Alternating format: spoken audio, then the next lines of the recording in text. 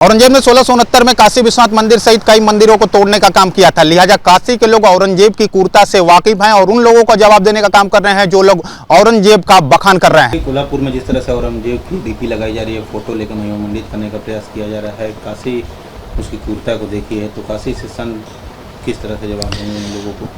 देखिए, अब क्या है ना कि औरंगजेब जैसे आताताई अत्याचारी एक नंबर का जो अयासी और जिसने हजारों मंदिरों को विखंडित किया हो, तोड़ने का कार्य किया हो, जिसने हजारों महिलाओं को अपना जो है हवस का शिकार बनाया हो, धर्म परिवर्तन करने के लिए सैकड़ों हिंदुओं को काटा हो, ऐसे महापापी को अगर महिमा मंडित करते हैं लोग, तो मुझे लगता है कहीं ना कहीं से या तो उनकी बुद्धि भ्रष्ट हो चुकी है या किसी मानसिकता से वो प्रेरित हैं, और या तो मुझे लगता है कि वो औरंगजेब की ही औलाद है।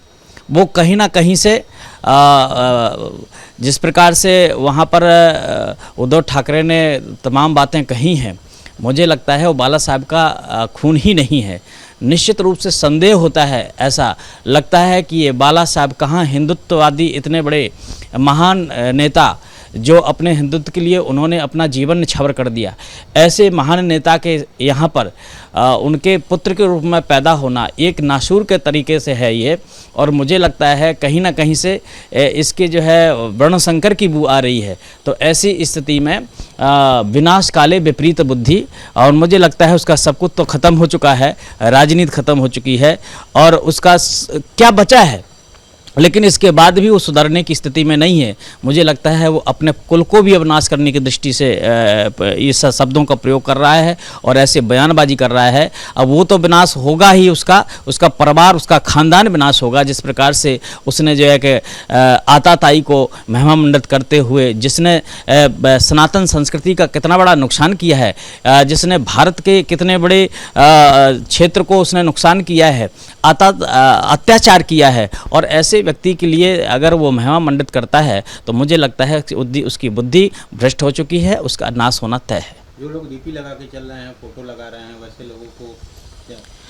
अब देखिए, ऐसा है ना कि कहने का मतलब है कि इसी को तो कहते हैं कि अभी ये सब नाशूर हैं, ये भारत देश के लिए एक बहुत बड़े घातक होंगे। और मुझे लगता है कि यही लोग, ये टुकड़े टुकड़े गैंग वाले लोग हैं जो भारत तेरे टुकड़े के पक्षधर हैं, और जो पाकिस्तान की बात कहने वाले लोग हैं, जो पाकिस्तान की तारीफ करने वाले, वही ये सब लोग हैं।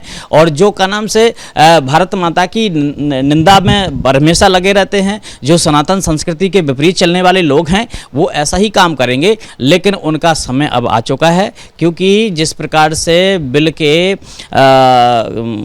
सांप के बिल में जब हाथ डाल दिया जाता तो सांप बिलबला के बाहर भागते हैं। मुझे लगता है यही स्थिति इन विपक्षियों की बनी हुई है, इन कुधर्मियों की बनी है, जिन्होंने अपना धर्म को परित्याग करके और अपने केवल सत्ता की लालच, लोभ के चक्कर में ऐसे बयानबाजी कर रहे हैं। उनका विनाश होना निश्चित है। सीता जी, जिस तरह से औरंगजेब को महिमा मंडित किया जा रहा है महाराष्ट्र के कोल्हापुर में, काशी ने उसकी क्रूरता देखी है, कई मंदिरों का विध्वंस किया, आप लोग उस मंदिर को बचाने के लिए आगे निकल के आई और लड़ाई लड़ रही हैं, तो वैसे लोगों को क्या काशी संदेश देंगे आप लोग?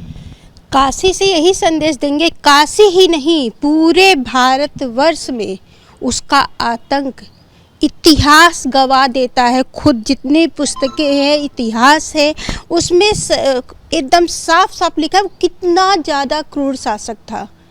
वो तो इतना निहायत क्रूर शासक था कि उसने कभी अगर किसी को मृत्यु भी दिया है तो वो भी एक सामान्य मृत्यु नहीं दिया है, उसने तड़पा के मृत्यु दिया है। शिवाजी के पुत्र हैं और जो है अपने भाई को, दारा शिकोह को स्वयं उसने मरवा डाला है, जो कि बहुत ही, दारा शिकोह एक बहुत ही धर्मात्मा इंसान थे। वो हिंदू मुस्लिम एकता बना के रखना चाहते थे। उन्होंने जो है कई जो हम लोग के पुराण है उसका भी उन्होंने संस्कृत में उर्दू में करवाया था। अब ऐसे इंसानों को उसने बेरहमी से मारा है, तो वो कहाँ से हीरो है और कहाँ से अच्छा है? इतिहास हमेशा इतिहास को लाख छुपाया जाए, सत्य को लाख छुपाया जाए, सत्य नहीं छुपता है। और सत्य यही है कि औरंगजेब निहायत ही क्रूर शासक था। जो अपने ही परिवार का नहीं हुआ तो भला वो हिंदू समाज का क्या होगा। उसने तो अनेकों कत्लेआम मचवाए हैं। क्यों लोग उसका महिमा मंडित कर रहे हैं, उसकी डीपी लगा रहे हैं, फोटो लेके घूम रहे हैं लोग, ऐसा करने वाले देखिए, शुरू से हमारा देश आज़ाद हुआ उसके बाद से ही मुझे जो लगता है, मेरा अपना खुद का वो है, ये सोच है कि जो सत्ता था वो गलत हाथों में चला गया। उसने इतिहास को बदल के रख डाला। जो इतिहास हम लोग का था, इतिहास ये है कि औरंगजेब एक क्रूर शासक था और निहायत ही क्रूर शासक था, लेकिन वोट की राजनीति के लिए लोगों ने इतिहास को ही बदल दिया और झूठ को परोसा गया। आज उसी का नतीजा है कि एक क्रूर शासक को हीरो बनाया जा रहा है। सोनलाल जी, औरंगजेब को जिस तरह से लेकर महिमा मंडित किया जा रहा है कोल्हापुर में, महाराष्ट्र के, बनारस में उसका क्रूरता देखने को मिली थी। हाँ। किस तरह से मंदिर तोड़ा था और बनारस से आप लोग लगातार उस मंदिर को लेकर लड़ रहे हैं, क्या करना चाहिए? देश के अन्य क्षेत्रों में, चाहे वो अकोला हो या जो अकोला हो या कोल्हापुर, वहां पर जिस तरह महिमा मंडित किया जाए, लेकिन काशी में ऐसा नहीं है। काशी में हमारे गौरवमयी शानदार संस्कृति और विरासत, जो ज्ञानवापी मंदिर है, बिंदु माधव मंदिर है, लाड भैरव मंदिर है, इन कृतिवासेश्वर, इन मंदिरों को ध्वंस कर दिया गया। यहाँ तक हजारों मंदिरों को ध्वंस कर दिया और कुछ पर मस्जिद तामीर कर दी गई और सैकड़ों हजारों हिंदुओं को जो है इस्लाम में कन्वर्ट किया, कुछ को कत्लेआम कर दिया गया। तो उसको हम कैसे जो है उसको अच्छा माने। और तो और वह औरंगजेब, गुरु तेग बहादुर का सर कलम कर दिया गया। गुरु गोविंद सिंह को, दोनों बेटे फतेह सिंह और जोरावर सिंह को दीवारों में चुन दिया गया। उसको हम क्या अच्छा मानेंगे? बिल्कुल नहीं मानेंगे। वह तो और जो अपने भाई का नहीं हुआ, दारा शिकोह, जो कि ज्ञानवापी परिसर में जो मुक्ति मंडप है, उसमें कुरान का जो है संस्कृत में कोई श्लोक कुरान का किया करता था और उसमें उससे नाराज होकर के जो है औरंगजेब उसका सर कलम कर दिया गया, अपने पिता को जो है कैद कर दिया। तो वह उसका महिमा मंडल कैसे होगा? हमें तो नहीं लगता। चुनाव से देख के ऐसा तो नहीं है कि ध्रुवीकरण के लिए, मुस्लिम वोट के लिए ऐसा किया जा रहा है क्या? हो सकता है, लेकिन जो सत्य है इतिहास के परिप्रेक्ष्य में जो सत्य है वही होना चाहिए। सत्य तथ्य को छिपाना नहीं चाहिए। जो सारे जो इतिहासकार कहते हैं, जो दस्तावेज कहते हैं, उसका नाम नासिर आलमगीर पृष्ठ नंबर 39 में साफ साफ लिखा हुआ है कि ज्ञानवापी मंदिर को तोड़ा, उसने फरमान जारी किया, उसको ध्वस्त किया। आखिर कैसे उसको हम भूल जाएं? हिंदू समाज कैसे भूल जाएगा? देश का 100 करोड़ हिंदू कैसे भूल जाएगा? और तो और हिंदू सनातन धर्मी कैसे भूल जाएगा? कभी नहीं भूलेगा। डॉक्टर साहब, औरंगजेब को लेकर जिस तरह से महाराष्ट्र में कसीदे पढ़े जा रहे हैं, उस पर क्या इतिहास औरंगजेब का क्या कहता है? किस तरह से क्रूरता किया था औरंगजेब ने? औरंगजेब ने केवल काशी में नहीं, पूरे हिंदुस्तान में उसने क्रूरता के उसके लक्षण दिखाई देते हैं।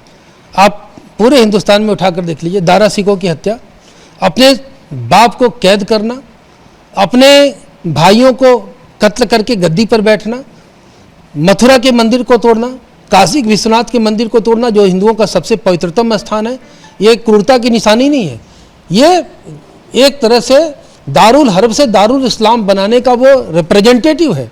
इसलिए दारुल हर्ब से दारुल इस्लाम बनाने वाले जितने भी औरंगजेबवादी मुसलमान हैं, जो सूफी संतों को नहीं मानते, जो पैगंबर को नहीं मानते, जो पैगंबर के खलीफा को नहीं मानते, ये सारे मुसलमान जो औरंगजेब का तख्ती लेकर के घूम रहे हैं, वो देश विरोधी हैं और वो देश की खिलाफत कर रहे हैं। क्यों? क्योंकि औरंगजेब ने हिंदुस्तान को दिया क्या? क्रूरता दी, हत्या दिया, पाप दिया, धर्मांतरण दिया और इतनी बड़ी संख्या में लोगों का धर्मांतरण कराया कत्ल के आधार पर। तो उसने इस्लाम को कभी नहीं माना, उसने हिंदू धर्म की संस्कृति को कभी नहीं मारा, भारत की संस्कृति को नहीं मारा। वो मुगलों की औलाद था, चंगेज खां का वंशज था और उसी चंगेज खां के वंशज हलाकू ने अब अंतिम खलीफा, जो इस्लाम का अंतिम खलीफा था अबू मुस्तसिम बिल्लाह, उसकी हत्या कर दी। हत्या नहीं कर दी, 1258 में सदा के लिए खिलाफत खत्म हो गया। आज हिंदुओं के शंकराचार्य हैं, ईसाइयों के पोप हैं, आप मुसलमानों के खलीफा बता दीजिए कौन है? खिलाफत खत्म कर दी। और जिसने दुनिया से खिलाफत खत्म कर दी, उसके वंशज को मुसलमान सर पे लेकर के घूम रहे। तो ये तो इस्लाम के गद्दार हुए, इस्लाम के ये खिलाफत करने वाले हुए। औरंगजेब ने जिस तरह का पाप और अत्याचार किया और भारत की जनता के ऊपर, उसको भारत की जनता कभी भुला नहीं सकती। भारत जो लोग कसीदे पढ़ रहे हैं क्यों पढ़ रहे हैं, क्या वजह क्या? देखिए, वो ये चाहते हैं कि इसको किसी तरह से दारुल हर्ब से दारुल इस्लाम बना दिया जाए। गजवाए हिंद के वो प्रतिनिधि हैं, वो चाहते हैं कि इसको इस्लामिक देश बना दिया जाए। आप किसी मोहल्ले का नाम हिंदू मोहल्ला सुने, किसी मोहल्ले का नाम आप ठाकुर मोहल्ला सुने, किसी मोहल्ले का नाम आप ब्राह्मण मोहल्ला सुने, लेकिन आप देख लीजिए मुस्लिम मोहल्ला है हर शहर में, और जहां मुस्लिम मोहल्ला होगा वहां पर पता चला कि हिंदुओं का रहना मुहाल हो जाता है। क्यों भाई? औरंगजेब को जब तक मुसलमान आदर्श मानता रहेगा वो हिंदुस्तान का समर्थक नहीं हो सकता, ये मैं लिख कर दे रहा हूं। वो हिंदुस्तान का दगाबाज होगा, हिंदुस्तान का गद्दार होगा। इसलिए जो अच्छे मुसलमान हैं, जो सूफीज्म को मानने वाले मुसलमान हैं, वो मुसलमान भारत के हितैषी मुसलमान हैं। औरंगजेब ने सूफीज्म को नहीं माना, औरंगजेब ने संगीत को नहीं माना।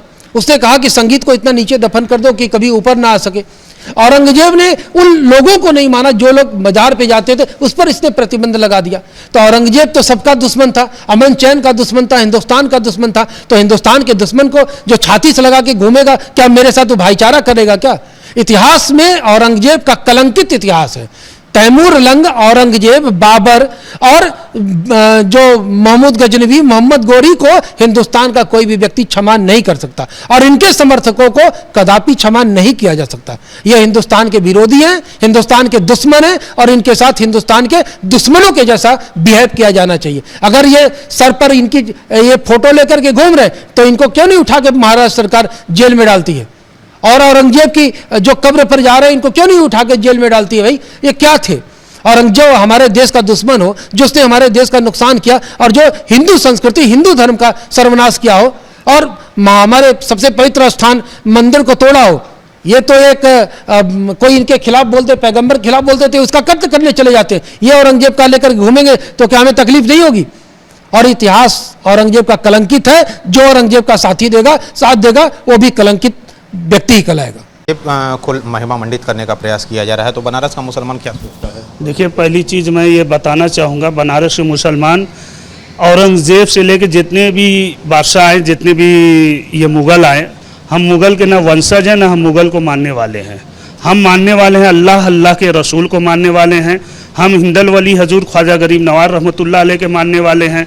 हम हजरत निज़ामुद्दीन औलिया रहमतुल्लाह अलैह के मानने वाले हैं। हम गाजी मियाँ रहमतुल्लाह अलैह के मानने वाले हैं। हम लोग सूफीजियम हैं, हम लोग सूफ़ी संत से जुड़े हुए आदमी हैं। हम लोग मुग़लों के वंशज नहीं हैं, न मुग़ल को हम लोग मानते हैं। जिस तरह से औरंगजेब ने भारत को आके लूटने का काम किया, मंदिरों को तोड़ा, खजाना लूट गया, जिसके बाद भी कुछ लोग डीपी लगा रहे हैं, उसकी फ़ोटो लेकर महिमा मंडित कर रहे हैं, तो ऐसे लोगों को देखिए, मैं ये बताना चाहूँगा कि जो लोग ये कर रहे हैं औरंगजेब का फ़ोटो लगाना, या वो गलत कर रहे हैं, उनको ये संदेश नहीं देना चाहिए। हमारी हिंदुस्तान की गंगा जमनी तहजीब है, सभ्यता है, और ऐसा नहीं होना चाहिए। और रही बात बनारस की, हमारे मुसलमान कतई ऐसा नहीं करेंगे और न मुग़ल को मानने वाले। तो औरंगजेब की क्रूरता को देखा है, मंदिरों को तोड़ा, जिस तरह से औरंगजेब ने लूटा बनारस को, तो और रही बात की औरंगजेब तो भाई हमारे मज़ार को भी, कितनी मज़ार को भी उसने तोड़वा दिया। जिस मज़ार से आवाज़ नहीं आती थी उस मज़ार को वो कर देता था, और वो यहाँ भाई हम लोग मुकता तो है ही भाई, इसीलिए तो हम लोग मुग़ल को नहीं मानते हैं। अच्छा, जिस तरह से ओवैसी उसके पक्ष में सामने आ रहे हैं, तो क्या रहे? देखिए, वो ओवैसी के अपनी खुद की एक पार्टी है, और वो सेनेटरी अपना हासिल करना चाहते हैं भाई, मुस्लिम वोट बनाना चाहते हैं मुसलमान को अपनी तरफ से। भाई वो बोलेंगे ही, कोई भी मुद्दा आएगा पहले वो खड़े होंगे, इसलिए बोलते हैं कि मुसलमान के हक़ में हम बोल रहे हैं, मुसलमान के हक़ में लड़ाई लड़ रहे हैं। वो अपना, उनकी एक अलग पार्टी है भाई, उनका अलग एक मर्यादा है।